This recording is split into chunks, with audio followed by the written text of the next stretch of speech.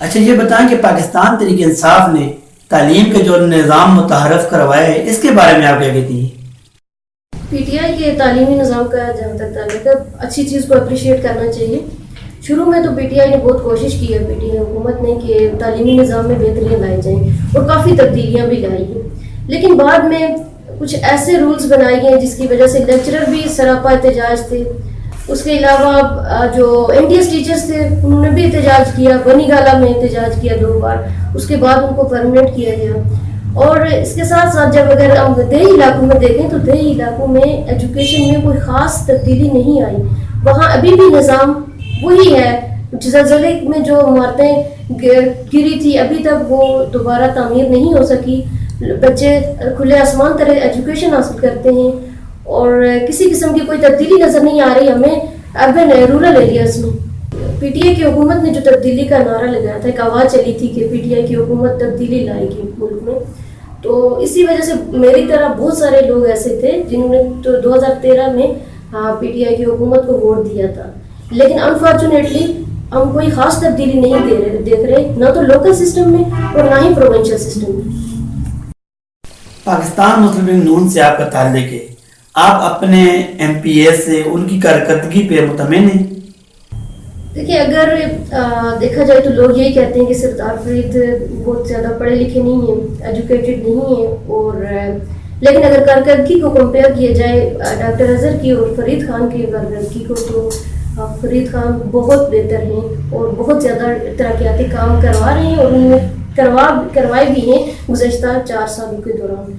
تو فرید خان کی کارکردگی is compare to Azhar Jadoon کافی بہتر ہے پی کے 45 میں. آپ یہ بتائیں کہ عورتوں کے حوالے سے آپ نے پی کے 45 میں کیا کام کیا؟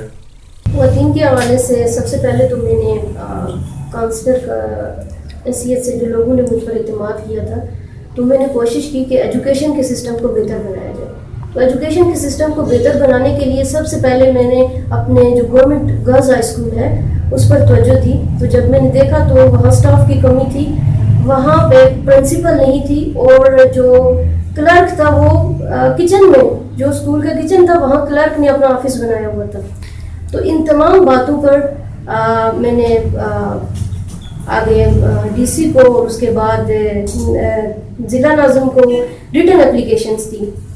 لیکن ریٹن اپلیکیشنز دینے کے باوجود اس پر کوئی بھی کسی قسم کا کوئی ایکشن نہیں لیا، نہ تو ڈی سی نے لیا نہ ہی ضلع ناظم. البتہ ایجوکیشن کی جو چیئر پرسن ہے اس کو میں نے دورہ کروایا اپنے علاقے کا اور انہوں نے وہاں پہ گئی اور انہوں نے یہ حالات دیکھے اور اس کے بعد الحمدللہ اب جو ہے وہ کافی حد تک سٹاف بھی ہے. آپ یہ بتائیں کہ آپ کا تعلق پاکستان مسلم لیگ نون سے، لیکن پی ٹی آئی کے بلدیاتی نظام میں آپ نے کچھ تبدیلی دیکھی یا نہیں؟